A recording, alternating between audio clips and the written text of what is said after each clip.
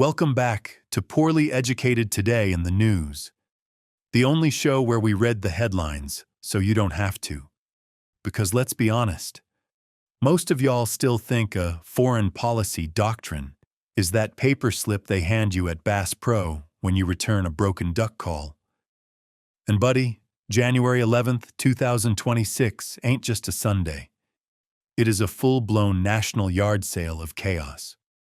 We got invasions, protests, Greenland beef, space-sick astronauts, robots taking your job and your recliner, and the Chicago Bears acting like they found Jesus mid-halftime. So let's hitch up the truck and roll straight into the madness. Segment 1. America invades. Everybody, Venezuela, Syria, and the world tour of chaos. Well, folks, America woke up this morning and apparently decided the best way to handle one crisis was to start 4 more. We're running foreign policy like a Walmart shopper running a cart with one bad wheel. We got troops in Venezuela grabbing presidents like Pokemon. Gotta catch 'em all, Maduro edition. We got Delcy Rodriguez stepping up like the substitute teacher who says, "Yes, I saw who threw the chair, but I ain't dying today." Russia and China are throwing tantrums at the UN like 2 dudes arguing over who called dibs on a fishing spot. And Europe's standing there like, "We didn't see nothing. We didn't do nothing. Please don't ask us to pick a side." Meanwhile, back home, half the country's asking, "Why are we even in Venezuela?" And the other half saying, "Well, I don't know, but gas is $2.14, so crank the tanks, baby." This ain't foreign policy. This is Waffle House at 3 a.m. with international consequences. Segment 2. The Greenland situation. Trump wants to buy it or borrow it, or kidnap it. Now we gotta talk about Greenland, the world's coldest Home Depot lumber aisle, because President Trump ain't just floating the idea of buying it anymore. Nope. He says we're taking Greenland the easy way or the hard way. I swear, this man negotiates like a redneck trying to buy a 4-wheeler off Facebook Marketplace. Denmark's over there clutching its pearls like, "Sir, this is NATO." Meanwhile, Greenland itself is yelling, "We are literally our own people.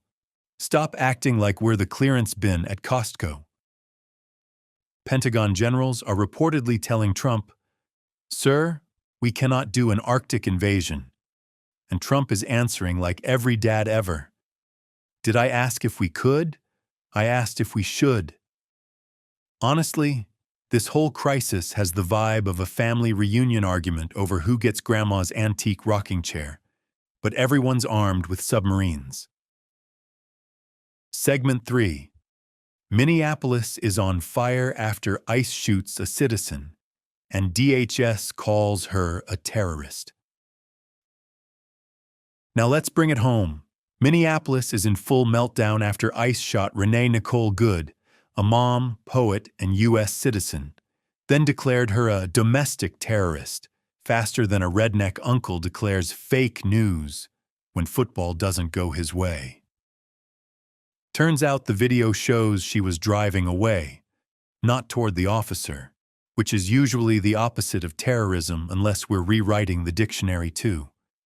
And folks are in the streets nationwide chanting "ICE out for good," which is both a protest slogan and, honestly, a pretty fire-punk band name. Congress members got blocked from ICE facilities like they were trying to get backstage at a Taylor Swift concert.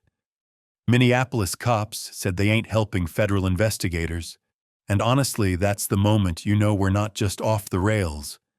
We've driven the whole dang train into a Waffle House. Segment 4. Trump declares war on credit cards. In other economic news, Trump decided America needed one more crisis, so he opened the week with, "What if we cap credit card interest at 10%? Which is basically him saying, "I declare war on every bank in the country, because they didn't give me enough airline miles. Republicans are confused. Democrats are confused. The banks are screaming, and Bernie Sanders is sitting in a folding chair like, finally. Someone read my mixtape. Banks warn this cap will eliminate rewards points. And let me tell you, nothing will radicalize suburban America faster than losing their 2% grocery cash back. If Starbucks lattes stop earning travel miles, we will see protests that make Minneapolis look like a church picnic. This is the one moment the whole nation unites, not in peace, but in panic over losing their Southwest Companion Pass. Segment 5. CES 2026. Robots are coming for your job and your snacks. Meanwhile, over at CES 2026, the future is arriving whether we're ready or not. NVIDIA rolled out robot brains named Thor and Vera Rubin, because nothing says, trust me with your industrial machinery, like naming it after the god of lightning. We got robots that climb stairs, which means Roombas are now learning parkour.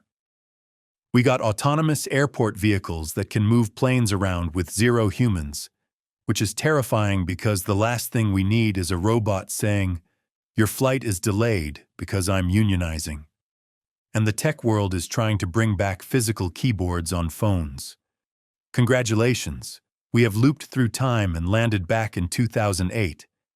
At this rate, in 2 years, Apple's going to unveil the iPhone Classic, now with a hinge like your Meemaw's flip phone. Segment 6. Sports, Violence, and a Sick Astronaut. America's Mood Board for 2026. We close with the cultural grab bag. The Bears pulled off the miracle at Soldier Field, which means Chicago is drunk right now and will stay that way until Wednesday. Caleb Williams resurrected that team so hard, I'm pretty sure he qualifies for sainthood. NASA's got a sick astronaut coming home early, which is a reminder that space might be cool, but it is also extremely bad for your organs. A mass shooting in Mississippi added more heartbreak to an already chaotic week, and the diaspora community is in flames over a gold theft in India, because apparently even international news is stressful now. Hollywood's prepping for the Golden Globes, where every celebrity is going to pretend they understand geopolitics before giving the trophy to Leonardo DiCaprio. And as this Sunday winds down, America looks like a snow globe someone shook too hard. In conclusion, January 11th, 2026 ain't a day. It's a blender set to liquefy. We're invading countries, threatening Greenland, fighting our own government, disciplining credit cards, building robot super butlers, cheering football miracles, and trying to bring astronauts home without them puking in zero-G. If this is the start of 2026, then buddy, buckle up. The ride has only just begun, and it's already sideways.